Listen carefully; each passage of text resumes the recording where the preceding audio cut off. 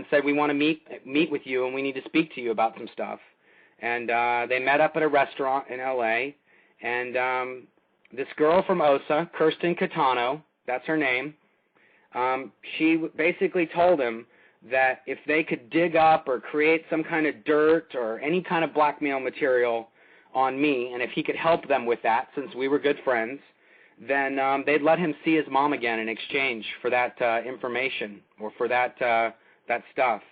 And that's one instance. I mean, I've had private investigators and OSA staff members camped outside my house in vehicles for weeks and at a time, and just out there, just hanging out, just watching, looking who comes and visits me, where I go. I've been followed in my vehicle. I've been tailed on numerous occasions. My trash bins have been gone through.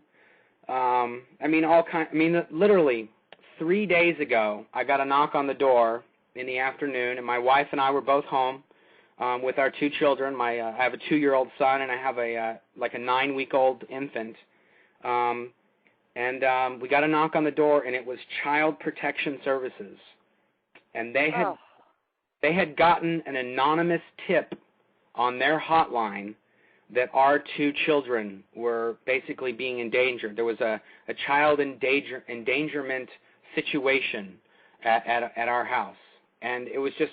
And even the guy, when he came, he was like, what's the deal? I don't even get why somebody would do this. He was more concerned for us when he left, that somebody would do this to you, because obviously there was no situation, and the children were totally fine, and there was no evidence of it, and the person had given them no evidence. They just feared, or whatever they said, that there was a situation.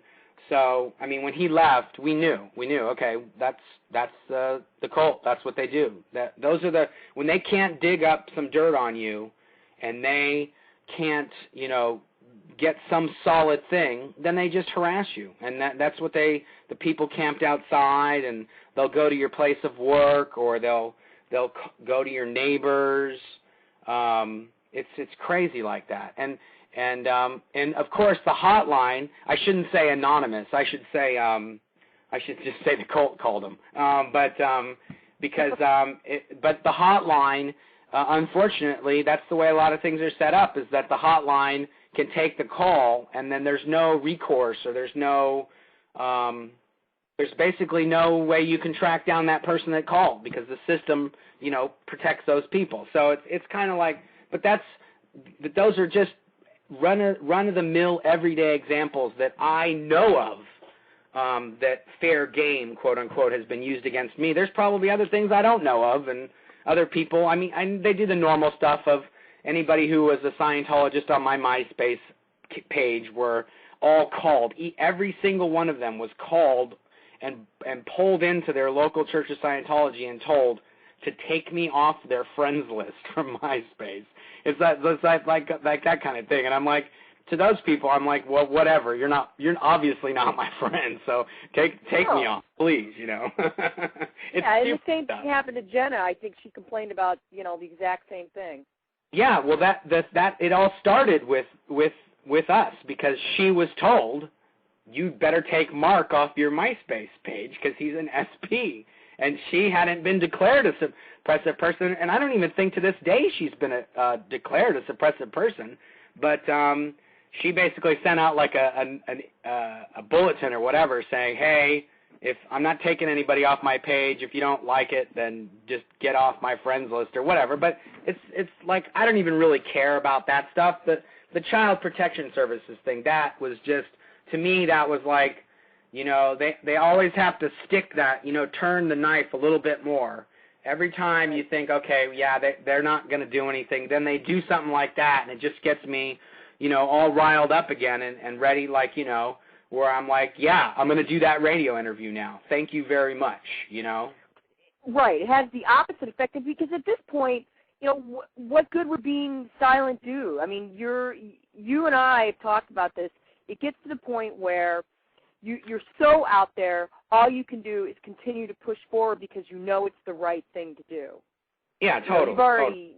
you've already exposed yourself as a suppressive person, as this person who's going to tell the truth, as this person who's going to relay this information to the public, because it really is a public service thing to do. I mean, you're preventing people from joining the cult, and you're trying to help people who are in get themselves out. So totally. And the other things, I mean, even like the thing with, like when I was on the show a few weeks, whatever it was, 2 weeks ago, I told you about Tommy Davis and how wherever he was and whatever he was doing, he'd been pulled back into the fray again, and he was powering back up to be, a spokesperson again. And sure enough, he's on CNN the other day, and you think like, okay, what are they going to say? They got to at least somehow spin this thing, and they're not even spinning it anymore. They're just blatantly telling lies. Like Tommy Davis said on this CNN show, there's no such thing as disconnection. I was like, how can you say that, dude? It's like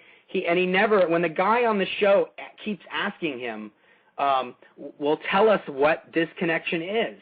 And the guy asked him like 3 or 4 times, and Tommy Davis never answered the question. And then the guy went on to another question or whatever. But even from like right now, if you go on to Amazon, there's a book. It's called Introduction to Scientology Ethics.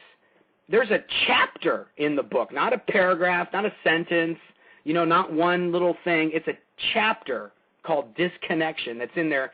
It's an introductory book, and it's got a whole chapter on disconnection. If you go to the Religious Technology Center website, there's a policy listed right on their website which says matters of RTC concern, and I think if you go to ethics, it says suppressive persons and disconnection. It's listed right on their website, the policy letter written by L. Ron Hubbard, where how to disconnect from people. So it's like, and even in the book, in the Introduction to Scientology Ethics books, there's a chapter on disconnection. There's like 14 other references in the book that talk about disconnection. But here, the public spokesperson for Scientology says on national TV that they do not practice disconnection, even though it's one of their founding, tenets of the cult. So it's just insane.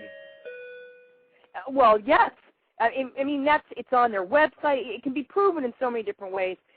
I was just shocked at how much blatant dissembling he was doing. But, I asked my husband about this. I said, how do people lie in the face of reality? And he said they're just used to it. That's all they know. That's all they're used to is they can't be truthful. And so, therefore, you just do what's natural to you. And so Tommy was just doing what's natural to him. But it's almost as though he's seeing... You got to dig. It's also that Tommy is basically being run directly by David Miscavige. Okay? Right. So he's being told what to say and what to do. And if he says the wrong thing and that many people are watching, then he's toast. And he already did that. He already went through this. He was doing this BBC thing with John Sweeney, and Tommy was like emulating David Miscavige. And if you see that one video where he's like, okay, you got it right here, right now, and he just goes wacko on John Sweeney, that's David Miscavige personified. That is David Miscavige. So he did what David Miscavige would have done, and then, of course, it was a huge flap, and Tommy got nuked, and he disappeared. I mean, he's been gone off the radar since that John Sweeney thing, and now they don't have anybody. Mike Rinder blew. He's gone, and he's not coming back. Some people are like, he's still in. No, he's gone. He's selling Toyotas in Williamsburg, Virginia right now, and he's already got a girlfriend, and he's moved on. He's done. So, but of course they're not going to acknowledge that, because then everyone's going to go, wait a minute, this guy that's been yakking for you guys and telling all these lies, he left? Like, what the hell? They're not going to acknowledge that. But so now they don't have anybody else. So they pull Tommy, dust him off and, put some makeup on the dude. I mean, you look at the guy in the BBC interview, and he looks like whatever. He's doing whatever he's doing. You see him now. The dude is like, he's got bags under his eyes. He looks like he hasn't slept in a week, which he probably hasn't, or he's, getting 2 or 3 hours a night. And he's shacked up at OSA, and they're, like, trying to figure out what they're going to do about all this. I mean, the people that are in the church, that's the other thing you got